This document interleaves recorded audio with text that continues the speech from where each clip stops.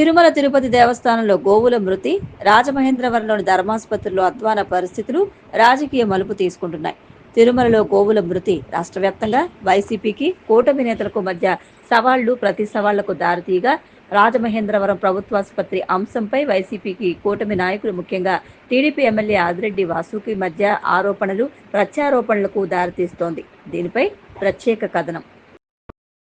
రాజమహేంద్రవరం ప్రభుత్వాసుపత్రి అంశం చిరకాల రాజకీయ ప్రత్యర్థులుగా ఉన్న వాసు వర్సెస్ మాజీ ఎంపీ భరత్గా రూపాంతరం చెందుతోంది. రాజమహేంద్రవరం ఎమ్మెల్యేగా ఎన్నికైన నాటి నుంచి వాసు ప్రభుత్వాసుపత్రిలో రోగులకు సౌకర్యాల మెరుగు, ఇతర సమస్యల పరిష్కారంపై ప్రత్యేక దృష్టి సారించారు. దీనిలో భాగంగా ఆయన ప్రతి 15 రోజులకు ఒకసారి ఆసుపత్రిని సందర్శించి సమస్యలను ఆరా తీస్తున్నారు. ఈ నేపథ్యంలో రాజమహేంద్రవరం ప్రభుత్వాసుపత్రిలోని సెప్టిక్ వార్డు దుస్థితిపై ఒక వీడియో సామాజిక మాధ్యమాల్లో చర్చకు దారితీసింది. సెప్టిక్ వార్డులోని రోగులు నేలపై పడుకుని ఉన్నారు. కనీసం వార్డులో విద్యుత్ సౌకర్యం కూడా లేకపోవడంతో రోగులు తీవ్ర అవస్థలు పడుతున్నారని పేర్కొంటూ 3 యువకులు వీడియోను షేర్ చేశారు. ఆ వీడియో చూస్తే నిజంగా రోగుల పరిస్థితి దయనీయంగా కనిపించింది.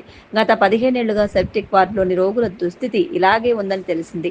వైద్యులు, సిబ్బంది ఎవరూ అటువైపు కన్నెత్తి చూడరని ఆసుపత్రి వర్గాలే చెబుతున్నాయి. దీర్ఘకాలిక వ్యాధుల బారిన పడ్డ రోగులను కుటుంబ సభ్యులు, బంధువులు అక్కడ వదిలేసి వెళ్లిపోతున్నారు.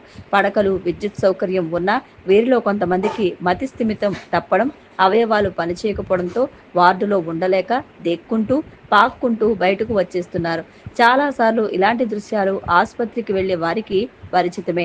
యువకులు షేర్ చేసిన వీడియో వైరల్ కావడంతో, మాజీ ఎంపీ భరత్ వద్దకు చేరడంతో స్పందించిన మరునాడే ఆయన ప్రభుత్వాసుపత్రికి చేరుకుని సెప్టిక్ వార్డును పరిశీలించడంతో పాటు అక్కడి దుస్థితిపై ఎమ్మెల్యే వాసును లక్ష్యంగా చేసుకుని విమర్శలు గుప్పించారు. భరత్ విమర్శలకు స్పందనగా శుక్రవారం ప్రభుత్వాసుపత్రి సందర్శన మీడియా సమావేశాన్ని ఏర్పాటు చేశారు. ఆయన వెంట కూటమి నాయకులు, బీజేపీ జిల్లా అధ్యక్షుడు పిక్కి నాగేంద్ర, జనసేన ఇన్ఛార్జ్ జాతి సత్యనారాయణ కూడా పాల్గొన్నారు. వీడియోలో పేర్కొన్న సెప్టిక్ వార్డును సందర్శించి మీడియాతో మాట్లాడుతూ మాజీ ఎంపీ భరత్ విమర్శలకు ఘాటుగా స్పందించారు. అయితే ఎమ్మెల్యే వాసు ప్రభుత్వాసుపత్రిని ఎన్నిసార్లు సందర్శించినా అధికారులు, సిబ్బందిలో మార్పు లేదన్నది వాస్తవం. ఇప్పటికీ అక్కడ పోస్టుమార్టం, ఇతర సేవల కోసం సిబ్బందికి చేయి తడపాల్సిన పరిస్థితి వస్తోందన్నది వాస్తవం. ఇక స్మార్ట్ ఫోన్లు ఉన్నవారికే ఓపీ సేవలు అందించే విధానం సామాన్య రోగులకు కాస్త ఇబ్బందిని కలిగిస్తోంది. ఆన్లైన్తో పాటు ఆఫ్లైన్ ఓపీ సేవలు కూడా కొనసాగించాలని రోగులు కోరుతున్నారు.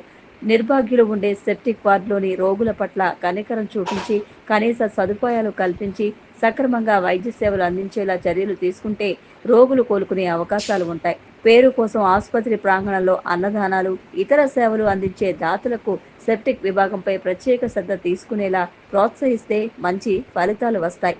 అలాగే ఆయుష్ విభాగంలో ఆపరేషన్ థియేటర్ సేవలను కూడా పునరుద్ధరించాల్సిన అవసరం ఉంది. రాజకీయాలను పక్కన పెట్టి పార్టీలకు అతీతంగా నాయకులు, ప్రజాప్రతినిధులు రాజమహేంద్రవరం ధర్మాసుపత్రిలో ధర్మంగా పేదలకు అందాల్సిన వైద్య సేవలు సక్రమంగా అందించేందుకు కృషి చేయాలని ప్రజలు కోరుతున్నారు.